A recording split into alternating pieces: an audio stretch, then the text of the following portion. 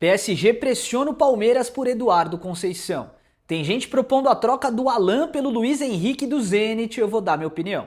A preparação alviverde para vencer o Inter no Brasileirão e mais uma pataquada do rival Botafogo só piora a situação. Fala família Palmeiras 90+, é sobre isso que nós vamos falar no vídeo de hoje. Um vídeo recheado de informações e é o primeiro do dia. Nos vemos às 9 horas no segundo vídeo e obrigado. Quase 40 mil inscritos, faltam menos de 500. Vamos bater a meta esse mês se Deus quiser. Família, vamos começar falando sobre a preparação do Palmeiras para enfrentar o Internacional nesse domingo, né? Jogo que vai ao ar às 4 horas da tarde com a arbitragem do senhor Davi de Oliveira Lacerda. Um árbitro ok, né? Vamos ver o que vai acontecer durante o jogo. O Palmeiras basicamente tem uma novidade muito importante para essa partida, que é o retorno do zagueiro Barbosa. O zagueiro Barbosa está recuperado, ele teve ali um estresse muscular, natural, né? Muitas partidas em sequência aí do Palmeiras, tal. Ok, veio de férias por conta da Copa do Mundo, mas é algo natural. É perceptível em jogadores com mais de 25 anos esse tipo de conduta biológica, né? Fisiológica, na verdade. E o Núcleo de Saúde, Fisiologia e Performance do Palmeiras é o melhor do Brasil e sabe como lidar com isso, atleta de volta. E o Palmeiras fez um treinamento diferente hoje, tá? Basicamente, treinou no Nubank Park. Por que isso? O Palmeiras tem tido algumas dificuldades jogando em casa contra alguns clubes que jogam fechado, e é o caso do Internacional. Antes do treinamento em campo propriamente dito, os jogadores assistiram, né, a um vídeo no vestiário. E família maravilhosa, vocês são muito inteligentes, né? Eu tenho a sorte de ter uma comunidade muito inteligente. Então, eu posso explicar aqui e a galera consegue entender, né?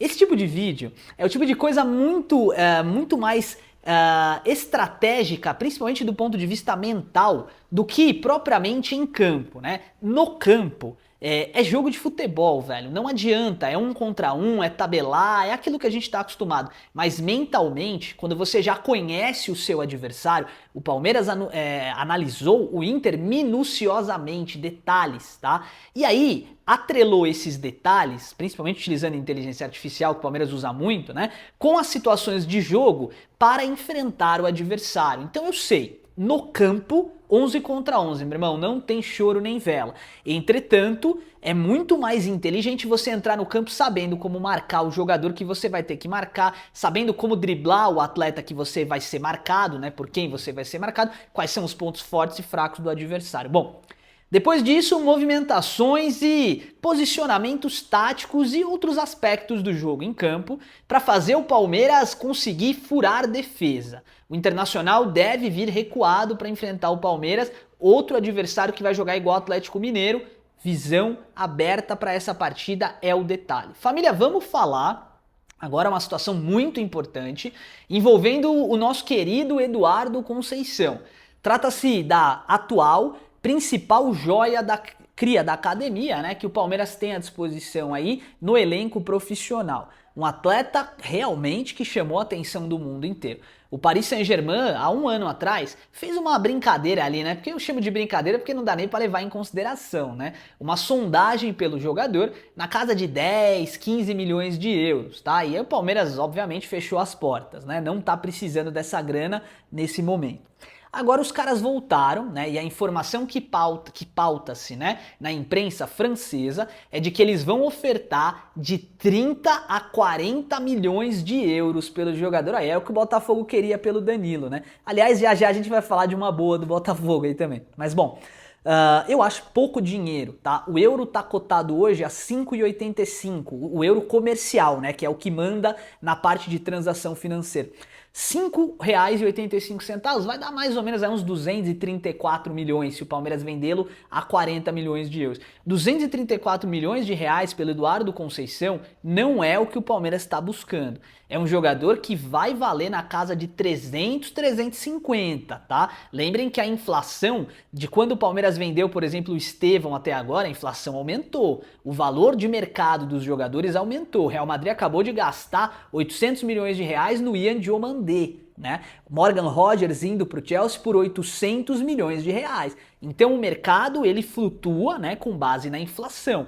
pro Palmeiras vender o jogador por 40 milhões de euros, nem a pau, não vai acontecer. E a matéria que eu vi dizia que o Paris Saint-Germain estava pressionando o Palmeiras para essa venda acontecer. Esquece, velho, não vai rolar. Multa rescisória do jogador beira os 600 milhões de reais. Então, se 600 milhões de reais é a multa e os caras estão oferecendo 200, esquece, tá? Tem muito chão para essa negociação ocorrer e eu espero que o Paris Saint-Germain seja inteligente e corra, tá? Porque a hora que esse moleque começar a ganhar minutos no time profissional, a tendência é que seja um novo Estevão. E aí os clubes da Europa de primeira prateleira, tanto quanto o Paris Saint-Germain, vão pipocar dinheiro na mesa pro Palmeiras. Então o Palmeiras tem que ter única e exclusivamente uma postura de ferro, resiliência e muita temperança na negociação, porque o Palmeiras tem tudo para vender esse jogador por mais de 300 milhões de reais. E falando em venda de jogador, propostas e mercado da bola, ontem eu vi num podcast Alviverde aí, né, uma pergunta que colocaram na mesa e que acabou até dando uma viralizada extra bolha, né, fora da bolha ali dos palmeirenses, que é o seguinte: o Palmeiras tem interesse do Zenit na contratação do Alan, né? E o Palmeiras não vai fazer negócios com o Zenit desse ponto de vista nesse momento. Só que muita gente ficou especulando, pô, daria pra trocar o Alan pelo Luiz Henrique? Faz sentido? E eu vou dar minha opinião aqui e depois nós vamos reagir a uma informação que tá vindo do X, da TV Espírito de Porco. A gente precisa falar disso a respeito do Luiz Henrique no Palmeiras, tá? Bom, vamos lá. Sobre o Alan, eu não trocaria, tá? Eu vou direto ao ponto, vocês sabem que aqui a gente só fala a verdade e é por isso que o canal tá crescendo tão rápido em pouco tempo, porque a gente pauta-se nas matérias que aparecem na imprensa, mas aqui a gente dá a nossa opinião sempre com verdade e com muito respeito ao ser humano, né? Eu não trocaria o Alan. Pra mim hoje, o Alan é o principal driblador da liga. Nenhum jogador tem mais capacidade de verticalidade com a bola no pé do que o Alan no Brasil.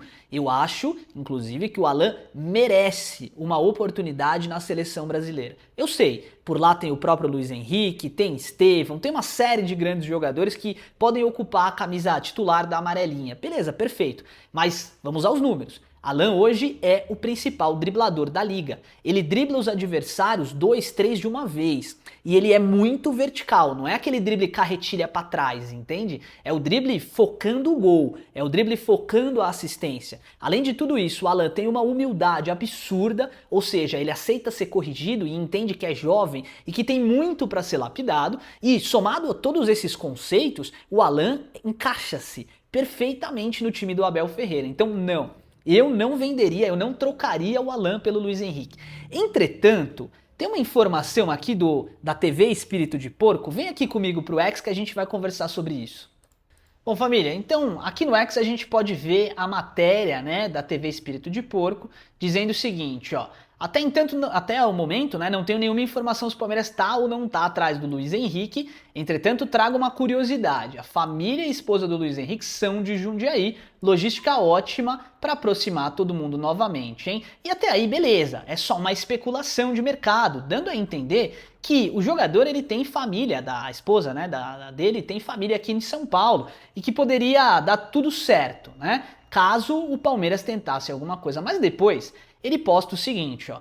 Se o Palmeiras for atrás do Luiz Henrique, ele topa na hora. Informação de pessoas próximas. Tchau. E aí o que ele tá querendo dizer aqui?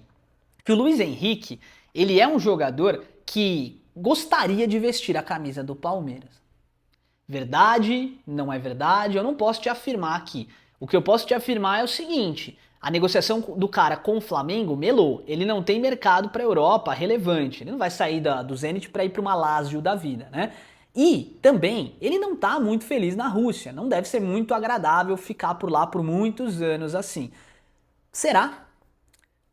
Tem uma opinião formada. Agora, se o Palmeiras for contratar o Luiz Henrique extra Alan, esperando que talvez o Alan possa ser vendido na próxima janela, faz todo sentido, né? Agora, nós estamos falando de muito dinheiro, 35, 40 milhões de euros é muita grana. Olha, número parecido com o valor que o Palmeiras poderia ganhar se vendesse o Eduardo Conceição. Será que tudo estava interligado? Não sei, estou acompanhando de perto e prometo te atualizar sempre. E aí, a gente tem que falar aqui também de uma situação envolvendo o Botafogo, né? Olha que legal, o canal do Manel, eu tenho o maior respeito pelo canal do Manel, tá? De verdade, independente dele ser botafoguense, porque eu acho que ele é um bom comunicador, ele fala muito bem, e eu admiro essa qualidade, né? E aí o cara tá, vai ter as trocas de farpas, brincadeiras, é natural, é do jogo. Ele comentou o seguinte no X, né? Luiz Henrique no Flamengo, Danilo no Palmeiras, rapaz, tá ficando complicado, hein? E aí um símbolo do poderoso Botafogo fazendo um sinal de silêncio pra palmeirenses e flamenguistas. Manel, não faz isso, meu irmão. O que o Botafogo tem de título pra conquistar esse ano? Quais são as perspectivas? Olha que informação interessantíssima aqui, Planeta do Botafogo. Urgente! O fundo americano GDA Luma, que é o fundo que controla a SAF do Botafogo atualmente, em recuperação judicial, temos que frisar, do empresário mexicano Gabriel de Alba, virou alvo de uma acusação no Tribunal de Falências de Nova York. Tribunal de Falências de Nova York. Lembrando, a acusação não é verdade. Eu posso ser acusado e acusar alguém de qualquer coisa. O que a gente tem que ter é prova. E aí o juiz tem que julgar e dizer que de fato as provas são consistentes e que o cara é culpado, beleza? Mas vamos lá.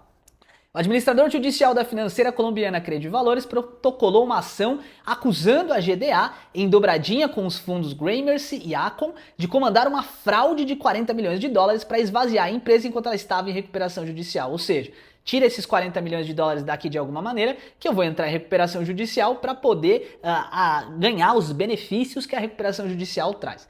Segundo o processo, os fundos transferiram recursos em carteiras de crédito consignado para um banco, o Bansen, sem o devido pagamento em dinheiro. Ou seja, eu coloco o meu recurso, eu tiro daqui da minha conta, coloco em crédito consignado, né, aplico de uma outra maneira, para que, de uma forma objetiva, apareça que eu não tenho esse dinheiro. Mas na verdade esse dinheiro está aplicado em outro banco, né? Até amador fazer isso, tá? Não faz muito sentido, mas ok, é uma denúncia. Essas carteiras eram as garantias dadas aos credores para reestruturar as dívidas da empresa. A petição aponta diretamente que as decisões vinham da cúpula dos gestores e cita que Gabriel de Alba era consultado sobre os passos e movimentos da devedora.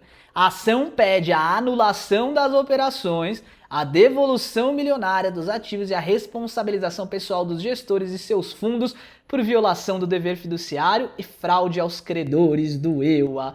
E aí, rapaziada, é aquele negócio, né?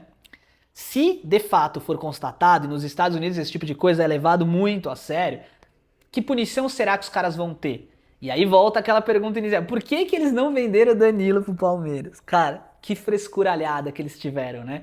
Nessa situação, os caras deixaram de desembolsar 200 milhões de reais, velho. 200 milhões de reais. Poderia ter pagado funcionário, poderia ter feito uma carteira de ativos ali, no caso ali, né? Pra guardar o dinheiro do salário dos jogadores por mais alguns tempos. Poderia ter pagado o fornecedor. Poderia ter feito tanta coisa. Que vacilo dos caras. Bom, é isso, gente. Por hoje é só. Daqui a pouco, às 9 horas, a gente se vê de novo. Um abraço forte. Muito obrigado pelo carinho de sempre. Tamo junto. Avante palestra e fui!